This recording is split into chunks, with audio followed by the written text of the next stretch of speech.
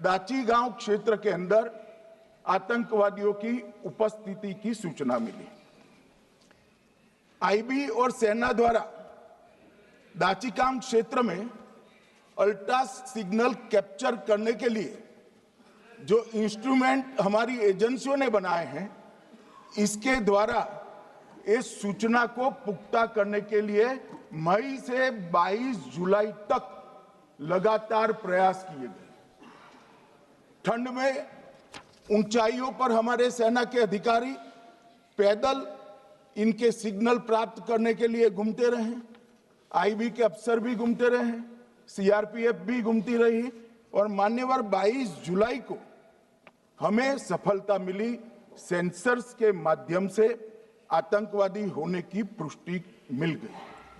तब 4 पैरा जो हमारी सेना का एक हिस्सा है, उसकी नेतृत्व में 4 पैरा के जवान, सीआरपीएफ के जवान और जम्मू कश्मीर पुलिस के जवान मान्यवर एक साथ ये आतंकवादियों को घेरने का काम किया। सेना, सीआरपीएफ, जम्मू कश्मीर पुलिस की मीटिंग भी की गई।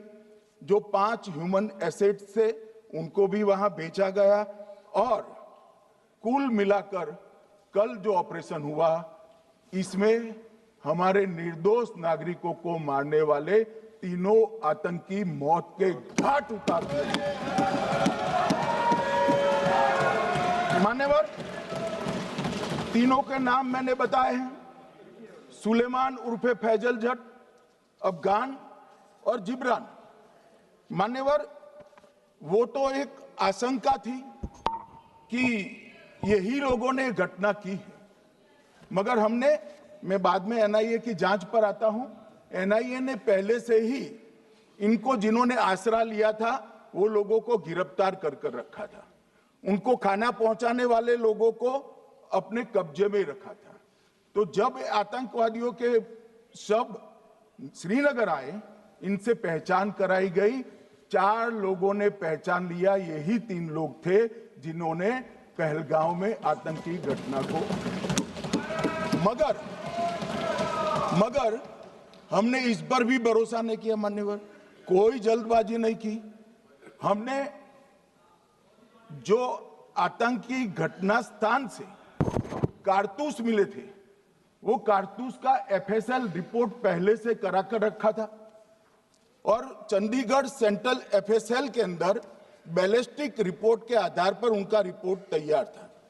जब ये कल आतंकवादी मारे गए, इनकी 3 राइफलें पकड़ी गई। एक M9 अमेरिकन राइफल थी और 2 AK-47 राइफल थी।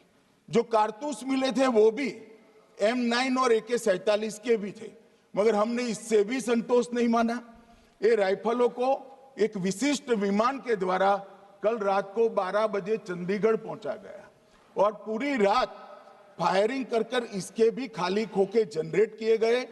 2 खोखों का मिलान किया गया, राइफल की नाली और निकले हुए खोखों का भी मिलान हो गया। तब ये तय हो गया कि इन्हीं 3 राइफलों से हमारे निर्दोष नागरिक मारे गए। और मान्यवर,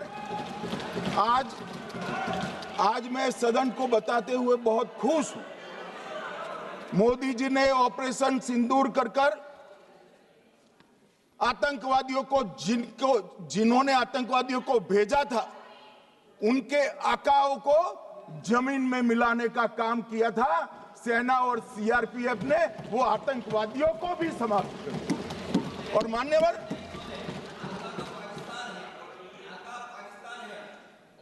कौन पाकिस्तान से आपकी बात होती है क्या? अरे बैठ जाओ भाई।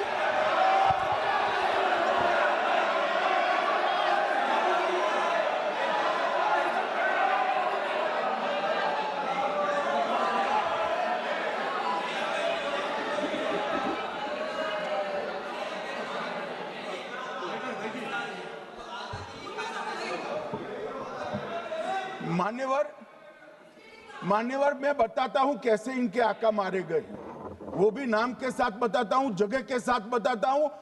घंटे, मिनट और सेकंड के साथ बताता हूं। मान्यवर, मैं तो अपेक्षा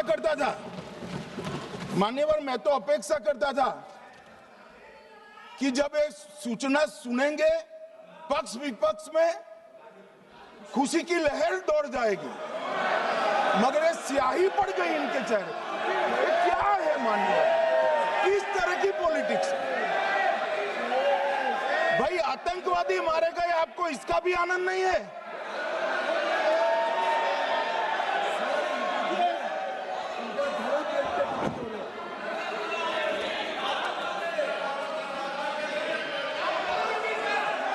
अखिलेश जी बैठ जाइए, मेरा पूरा जवाब सुनिए, आपका सब जवाब आ जाएगा।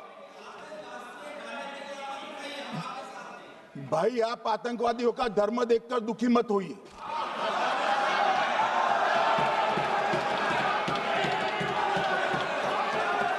अखिलेश बैठ जाइए यार।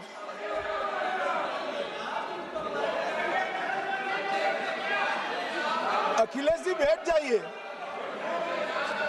मान्यवर, किसी को संशय रखने की जरूरत नहीं है। बैलिस्टिक रिपोर्ट मेरे पास है, मेरे हाथ में है, और 6 वैज्ञानिकों ने इसको क्रॉस चेक किया है। सुबह 4:46 पर फोन पर मुझे 6 ने वीडियो फोन पर कहा है कि 100% वही गोलियां हैं जो वहां चलाई। मान्यवर, ये हमारे देश की सेना, सीआरपीएफ और जम्मू कश्मीर पुलिस, ये तीनों का एक साझा बहुत बड़ा कामयाबी है, जिस पर 140 करोड़ को नाज होना चाहिए, देश की जनता को नाज। मान्यवर, मैं तो गया था वहां पर जब ये घटना हुई। दूसरे दिन इनके परिजनों को मिला था। 6 दिन की शादी वाली बच्ची विधवा होकर मेरे सामने खड़ी थी। आज तक मैं वो दृश्य नहीं भूल सकता। मगर आज सारे परिजनों को मैं कहना चाहता हूं कि मोदी जी ने ऑपरेशन सिंदूर से भेजने वालों को भी मारा, और हमारे सुरक्षा बलों ने जिनको भेजा था उनको भी मारा, और एक ऐसा सबक सिखाया है कि आने वाले कई दिनों तक कोई ऐसी हिम्मत नहीं कर पाएगा। मान्यवर, मैं थोड़ा एनआईए की जांच के बारे में भी बताना चाहूंगा। मान्यवर, जिस दिन लश्कर-ए-तोयबा ने और इसके आउटफिट टीआरएफ ने इसकी जिम्मेदारी ली, उसी दिन हमने तय कर लिया था कि ये जांच एनआईए को सौंप दी जाएगी, क्योंकि एनआईए आतंकवाद के केसों की जांच के लिए, वैज्ञानिक तरीके से जांच करने के लिए और सजा कराने के लिए महारत हासिल की हुई विश्व मान्य एजेंसी है, जिसका सजा कराने का दर 96% से ज्यादा है। मान्यवर, हमने तुरंत ही इसकी जांच एनआईए को दे दी। हमने पूरी व्यवस्था की। सेना, बीएसएफ, सीआरपीएफ और जम्मू कश्मीर पुलिस ने कि ये लोग देश छोड़कर भाग न जाए। और मान्यवर, इसकी जांच की शुरुआत हुई। एक थकाने वाली बहुत लंबी जांच हुई है। जांच के दौरान मृतक के परिजन जो साथ में थे, उनको सभी